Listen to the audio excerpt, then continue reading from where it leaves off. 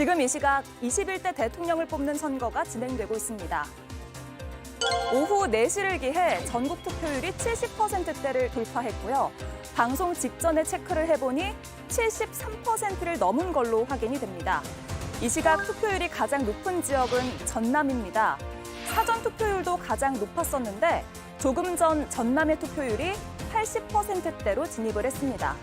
현재까지는 대체로 사전 투표율이 높았던 곳이 합계 투표율도 높은 걸로 확인되고 있습니다.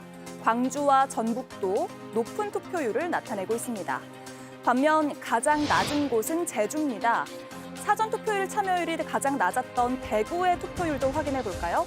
70%대 초반으로 나타나고 있습니다. 투표 마감까지 약 3시간가량 남았습니다.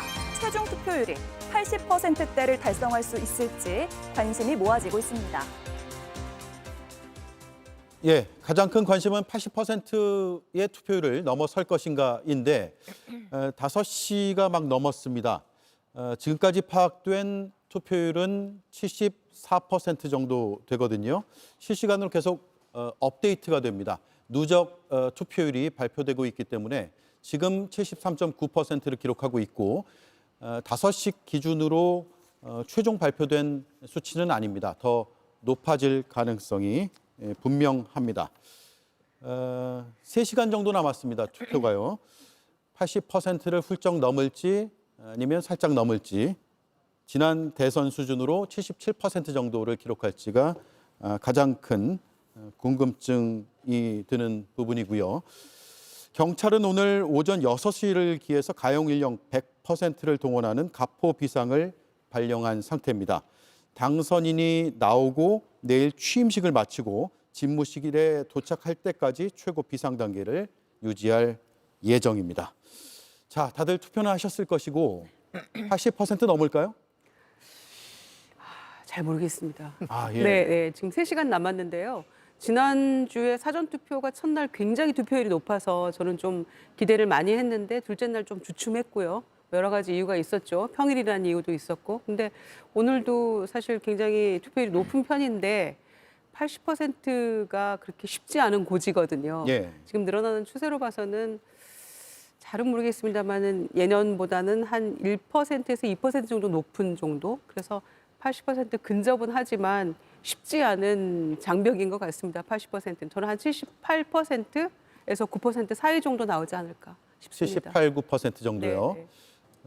지난 대선보다는 지금 높은 추세를 보이고 있는데 지난 대선하고 가장 크게 다른 점은 8시까지 투표를 한다는 거 아니겠습니까? 2시간 더 하죠. 보통 6시까지 투표 시간인데 이번에는 2시간 더해서 8시까지인데 글쎄요. 그렇다고 해서 지금 남은 시간 3시간 동안 투표율이 5, 6% 이상으로 그렇게 높아질지에 대해서는 저는 글쎄 그 정도까지는 안 될 것 같고요. 예. 다만 후보들 간의 경쟁이 굉장히 박빙의 승부가 될 때 보통은 투표율이 높아지는 경향이 있는데 이번 대선은 어쨌든 윤석열 전 대통령의 계엄 사태 이후에 치러진 갑작스럽게 치러진 대선이기도 했고 후보들 간의 지지율 격차가 좀 있기 때문에 이렇게까지 투표율이 높아질까라는 생각은 예전 투표율보다 좀 못하지 않을까라고 저는 조심스럽게 예상을 했었는데 아무래도 각 지지층이 총결집을 하는 모양새가 되는 것이 아닌가 예. 그런 생각이 듭니다. 네.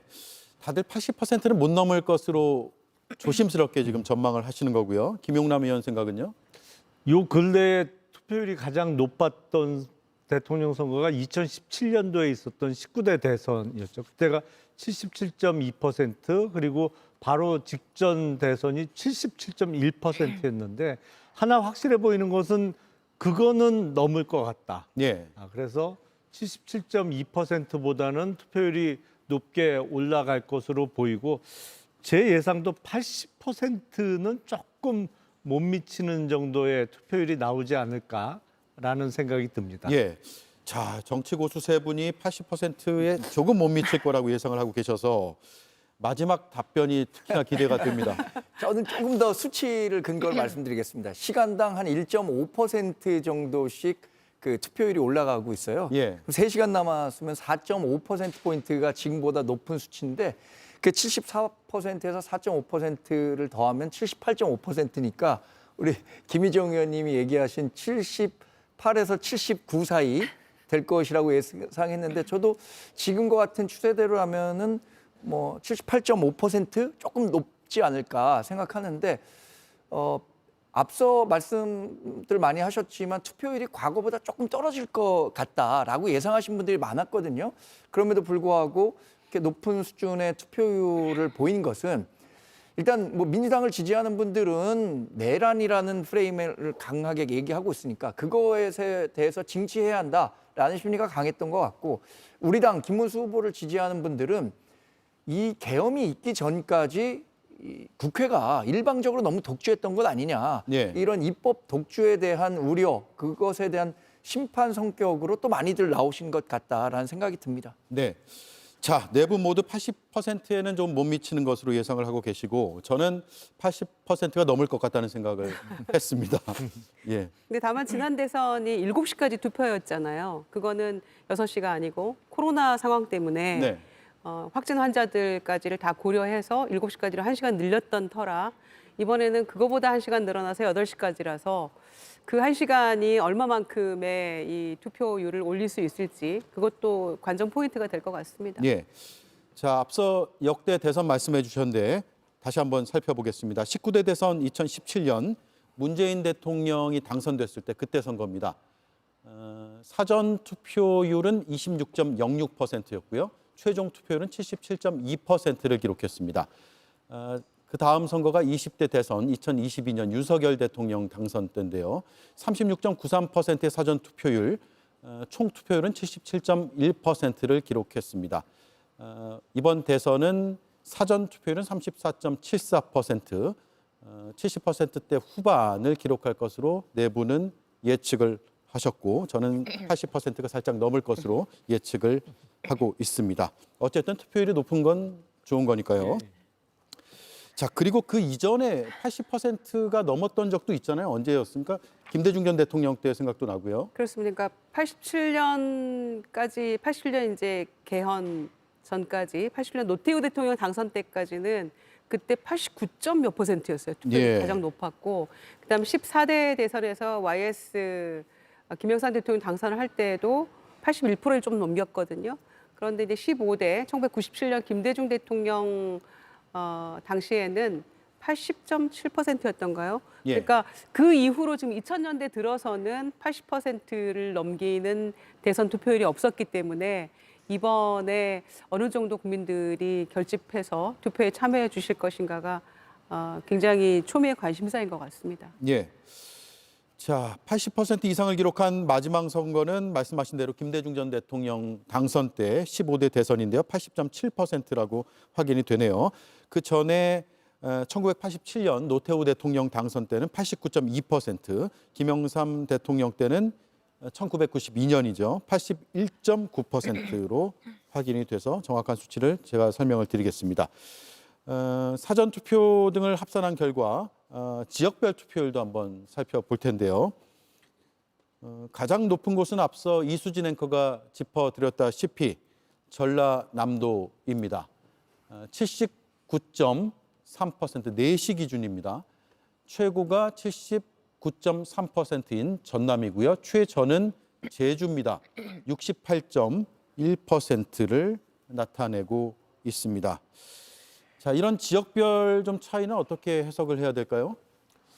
일단은 이번 대통령 선거가 12월 3일에 이루어졌던 비상계엄, 뭐 평가에 따라서는 내란으로 평가받는 그 경험을 45년 전에 하셨던 광주 전남 지역의 투표율이 가장 높게 나타나고 있죠. 그러니까 그 1980년도의 경험을 아직도 생생하게 기억하고 계신 분들께서는 정말 많은 충격을 받고 또 이번 투표는 어떠한 일이 있더라도 꼭 해야 되는 선거로 인식하고 계시기 때문에 네. 원래 투표율이 높은 지역이기도 합니다만 뭐 단연코 높은 투표율을 보여주고 있고요. 아마 제주의 투표율이 낮은 것은 글쎄 해석을 어떻게 해야 될지 모르겠습니다만 이게 일종의 정기 선거가 아니고 보궐선거잖아요. 그래서 사실상 선거운동 기간이 대단히 짧았습니다. 그래서 후보들이 제주 지역까지 내려가서 유세하는 일정이 대단히 짧거나 없거나 그랬어요. 그래서 지역적으로 조금 대통령 선거에 대한 관심도가 떨어질 수밖에 없었던 상황 아닌가라는 생각이 듭니다. 네, 이 시각 최저 투표율 순위도 나오네요. 제주 70.1%, 충남 70.8%, 부산, 충북, 인천 순입니다. 민현주 의원 보시기에는 어때요? 호남이 높다, 또 제주가 낮다. 그러니까 사전 투표율도 사실은 호남이 굉장히 높았고요. 그리고 본 투표율까지 하니까 호남이 계속 높게 나오는데요.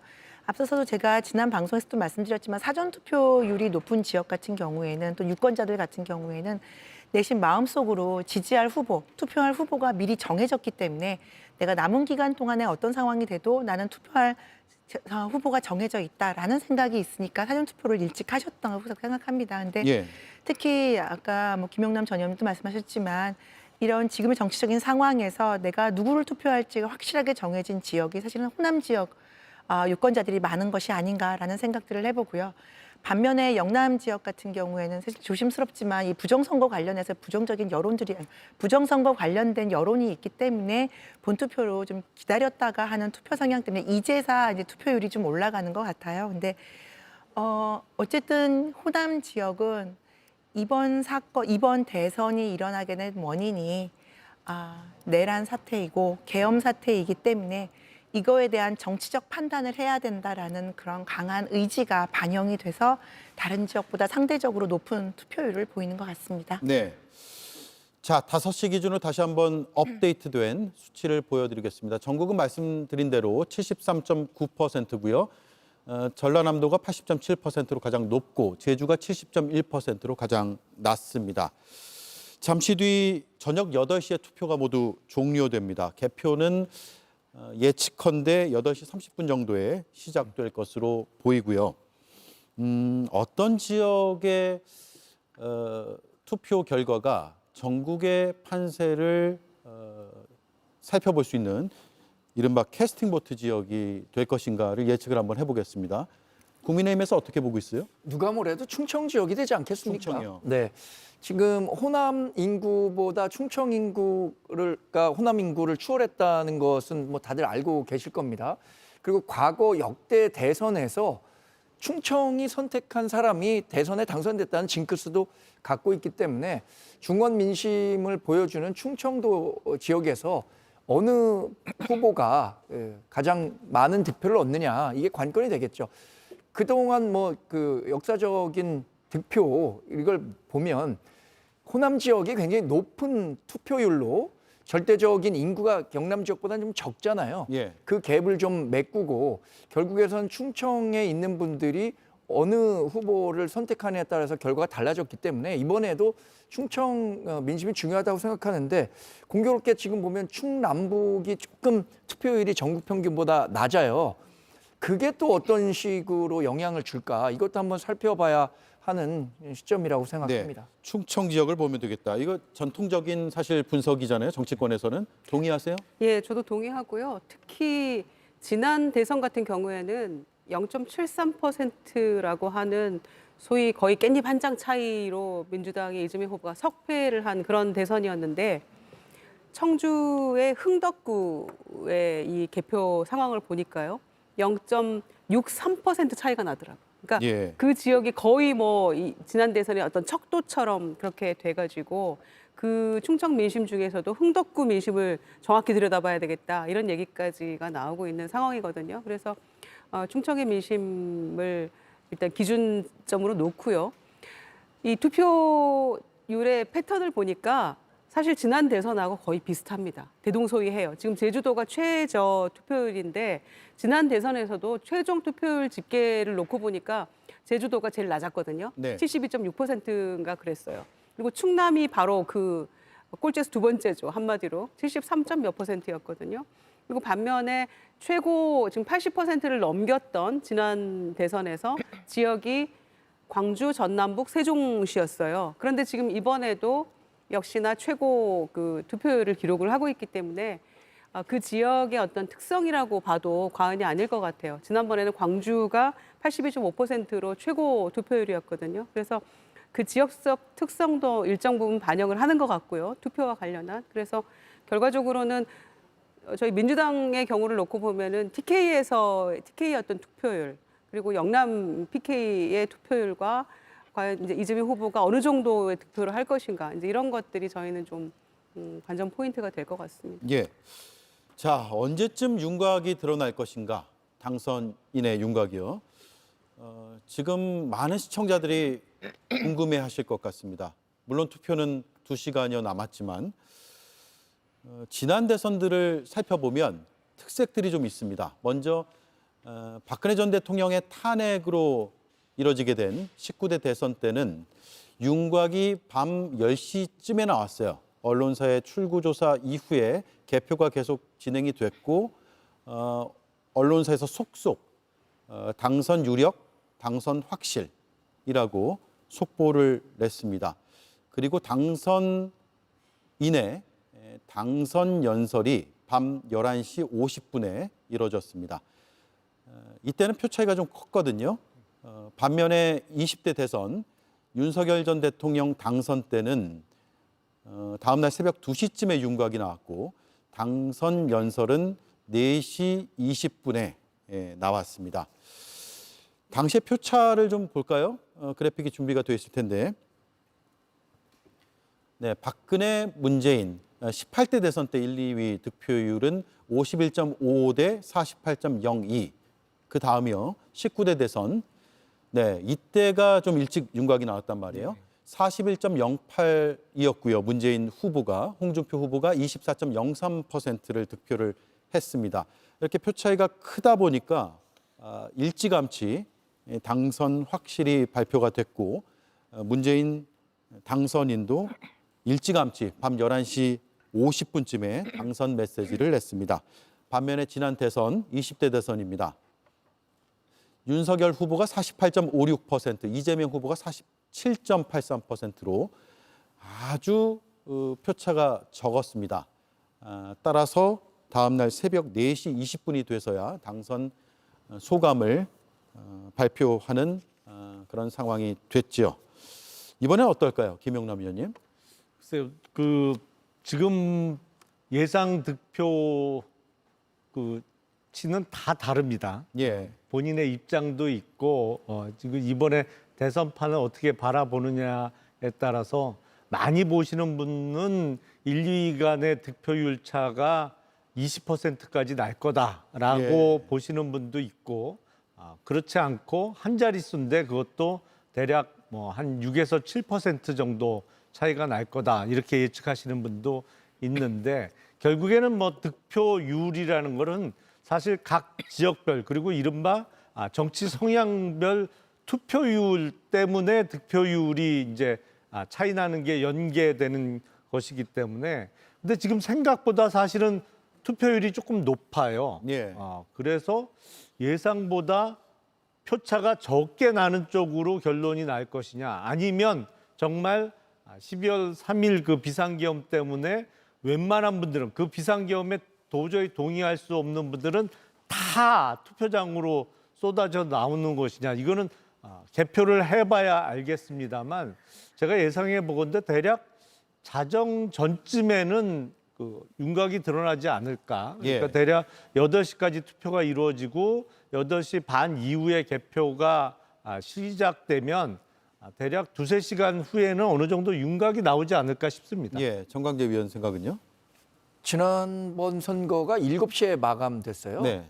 그래서 좀 치열하게 진행됐기 때문에 다음 날 새벽까지 표수를 일일이 계산해 봤어야 하는데 이번에 8시에 그 마무리된다는 게 일종의 변수겠죠.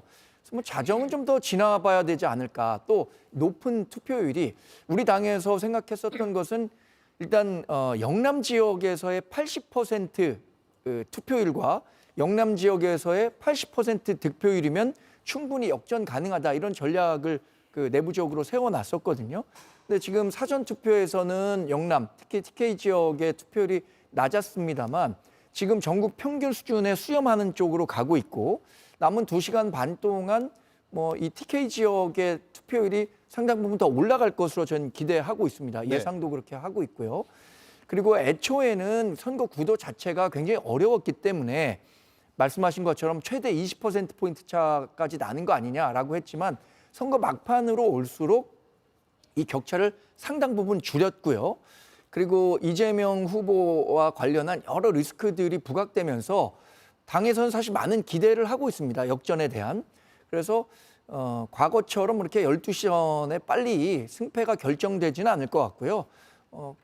시간이 좀 더 걸릴 거라고 저는 예상하고 있습니다. 예, 자정을 좀 넘길 수도 있다 이 말씀이네요. 네, 오늘 많은 분들이 정말 밤새워 TV를 시청하실 것 같고요. 일단 12시 전후로 나올 가능성이 크다라고 대체적으로 언론에서 그렇게 보고 있지만 이 높은 투표율이 왜 높은지, 누구에게 얼마만큼의 표가 더 가는 건지에 따라서는 개표 결과가 조금 더 늦게 나올 수도 있다라는 점은 좀 열어놓고 생각을 해야 될 것 같습니다. 자, 대선 당일인 오늘 네 후보의 투표 독려 메시지도 계속 이어졌는데요. 이재명 후보는 대한민국을 살릴 골든타임이다. 투표장에 나와 달라라고 호소를 했고요.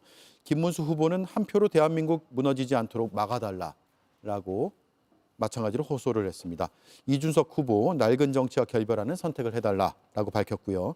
권영국 후보는 오늘의 현실을 바꾸고 싶은 당신 투표해달라.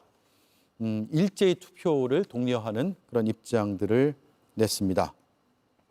그리고 각 당 지도부도 투표 독려의 메시지를 냈는데 윤여준 민주당 상임총괄선대위원장, 김용태 국민의힘 비대위원장의 발언 잇따라 들어보겠습니다. 선거에 패배한 세력이 국민의 마음에 떠났음을 인정하지 못하고 부정선거 망상에 빠져들어 지지층을 선동할 때 우리 민주주의가 발전하기는 어렵습니다. 이번 선거는 우리나라가 통합의 시대, 희망의 나라로 나아가기 위한 분수령이 되어야 합니다. 지역 곳곳을 다니면서 이렇게 소통을 좀 많이 했는데 우리 정치가 그동안 민생을 좀 소홀히 하지 않았나 이런 안타까움도 있었고 이것을 복원시키는 게 김문수만이 할 수 있지 않나 이런 생각도 좀 들었습니다. 그래서 6월 3일 날 시민들께서 김문수 정부를 뽑아주시고 만들어주시면 자연스럽게 야당 후보는 사실상 정치가 은퇴되는 거잖아요. 네, 이 시각 각 당의 선거 상황실을 화면으로 한번 연결해 보겠습니다. 먼저 기호 1번 이재명 후보의 선거 상황실인데요. 당직자들의 모습은 보이지 않는 것 같습니다. 아마 이제 개표 상황이 시작이 되면 그때 당 인사들이 모일 것으로 보이네요. 지금은 좀 한산한 그런 모습을 볼 수 있습니다. 다음은 국민의힘 가볼까요? 네, 국민의힘 김문수 후보의 선거 개표 상황실의 모습이고요. 마찬가지로 비슷한 모습입니다. 개혁신당도 준비됐습니까? 예, 개혁신당의 모습 큰 차이는 없어 보입니다. 지금 이 시각에 선대위에서는 무엇을 하고 있을 시간일까요? 통상적으로 선거 때. 지금 마지막 투표 독려 메시지나 그 지역별로 또 의원들이나 당협위원장을 중심으로 해서 투표 독려를 하고 있을 거고요. 또 선거 사무원들 중에서 참관인들 또 제 역할 제대로 하고 있는지 아마 부릅두고 아마 보고 있을 것 같고요. 그러면서 동시에 이제 그 투표소별로 마지막까지 별 탈 없이 진행하도록 그런 것들 좀 감시 감독하는 그런 역할들 하고 있고요. 그다음에 이제 조금 투표 이제 종료되는 시점 그 전부터 이제 상황실에 모여가지고 조금 이제 출구조사, 투표 예측, 결과 예측 그 상황들을 좀 같이 지켜보는 그런 순서로 진행이 될 것 같고요. 네. 아까 민주당의 경우에는 지금 장소를 보니까 국회의원회관 대회의실 같은데요. 거기에 이제 대략 한 7시 경부터는 좀 사람들이 좀 모여서 좀 찰 것 같고요. 그러면서 8시에 발표될 출구조사를 좀 기다려 볼 것 같습니다. 네. 다른 당들도 마찬가지겠죠? 그렇죠. 그러니까 각 당협에서 투표율이 어느 정도가 되는지 아마 당협별로 다 보고를 받고 있을 겁니다. 그래서 좀 부족하다거나 아니면 미진한 지역에 대해서는 특별히 지도부에서 독려를 하고 직접 직접 관리하고 전화하고 이런 경우도 많고요. 예. 그다음에는 뭐 출구조사 나오기 전까지니까 이제까지 당 내에서 아마 비공개 여론조사 자료들도 한번 훑어보면서 예측한 관련해서 좀 논의를 좀 하고 있지 않을까 싶습니다. 예. 이재명, 김문수 후보 자택에 지금 머물고 있는 것으로 전해지고 있고요. 일단 자택에서 선거 진행 상황을 지켜보는 것 같습니다. 아마 개표 이후에 적정 시점에는 각 선거 상황실에 모습을 드러낼 것으로 보입니다. 다름이 공존하는 위대한 나라. 우리는 또다시 답을 찾을 것입니다.